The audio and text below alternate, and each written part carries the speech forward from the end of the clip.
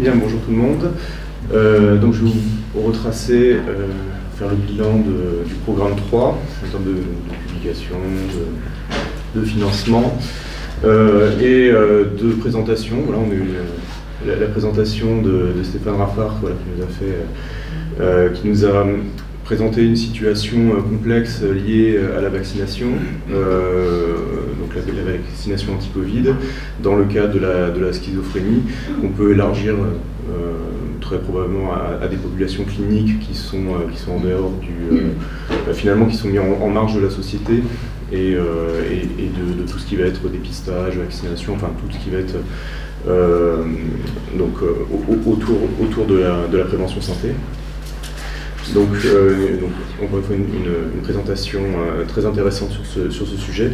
Alors là, c'est pas des soutenances de thèse, hein, c'est des encadrements doctorales. Donc Pierrick Dauder, que je co-dirige avec Florence sur l'endométriose. Alors c'est une application de l'intervention mapping pour pouvoir... donc c'est une méthodologie de projet qui vise, là pour le coup on s'est centré sur la gestion de la douleur, voilà, comment faire en sorte que les femmes puissent trouver enfin des stratégies pour bien les accompagner, mieux les accompagner sur le sujet. On a la soutenance de Sarah Recupero, donc dirigée par Florence, donc sur l'évaluation d'un programme de prévention par les pairs, donc encore une approche fondée sur la théorie. Donc, ici, un modèle intégré de changement de comportement, et on est sur la thématique du binge drinking. Et une thèse de doctorat également soutenue, donc sous la direction de Sophie Martin. Donc là, on est plus sur la partie situation à risque, c'est quand il y a une situation critique dans un environnement, ben, comment on peut faire en sorte que voilà, on puisse identifier, voilà, en l'occurrence des issues de secours, des ressources de l'environnement en fait, pour pouvoir s'adapter à la situation. 9 publications ont émergé donc, sur ce programme-là, des revues assez, alors pas tout citer, mais l'International Journal of Public Health, Social Science and Medicine, Schizophrenia Research. Voilà, il y a le BSC Geriatrics, donc on n'a pas uniquement bien sûr sur la santé somatique, on a santé également mentale. Donc des thématiques de prévention, de binge drinking, que j'avais déjà cité, tout ce qui est plan d'évacuation, décision en santé, donc voilà, c'est ce sont des critères en fait qui vont concerner bien sûr plus le comportement et la prise de décision, comment agir, comment dans des situations qui revêtent un risque ou un danger, une menace en tout cas pour la santé. Donc voilà les publications en question.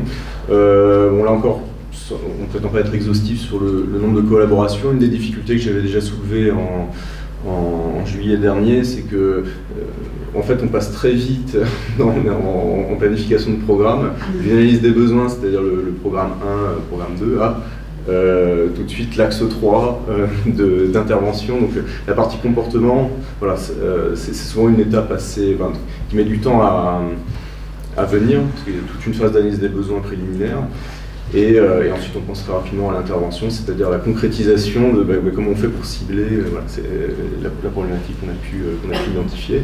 Donc en l'occurrence on a quand même des collaborations avec Endo-France, avec les départements de médecine générale de Bordeaux, on a la PSH 34 avec une collaboration qu'on a avec l'axe 2.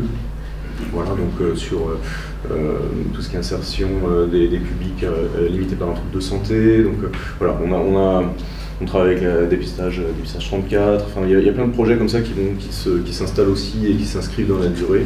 Des personnes avec qui on reparticipe également et on repropose d'autres projets. Donc, notre réseau ne fait que croître. En termes de financement, donc 4 gros financements, alors 3 de 1K. Voilà, rencontré par Florence, peut-être que tu peux en parler si tu souhaites. Et comme on est beaucoup sur la recherche interventionnelle, je reviens encore sur la complexité aussi de ce classement entre l'axe 1 qui serait peut-être plus fondamental et puis l'axe 3 qui serait plus innovation. Mais quand on réfléchit justement à la planification et à l'évaluation d'interventions complexes, j'allais dire, on est presque, voire quasi, à l'axe 3, puisqu'on développe des méthodologies et puis on développe des outils qui n'existent pas actuellement ou qui ne sont pas tout à fait adaptés, par exemple, à comment on fait pour capter l'influence de l'environnement, comment on fait quand on est limité par exemple par l'étude randomisée contrôlée qui va vouloir neutraliser justement ces effets-là. Donc comment on fait pour intégrer cette complexité, que ça reste scientifique, en fait, à l'interface entre l'approche idiographique et nomothétique. On arrive à faire un mix entre les deux, ou un compromis, je ne sais pas quoi on va pouvoir trouver. Mais c'est vrai que voilà, il y a un glissement qui peut se faire assez facilement.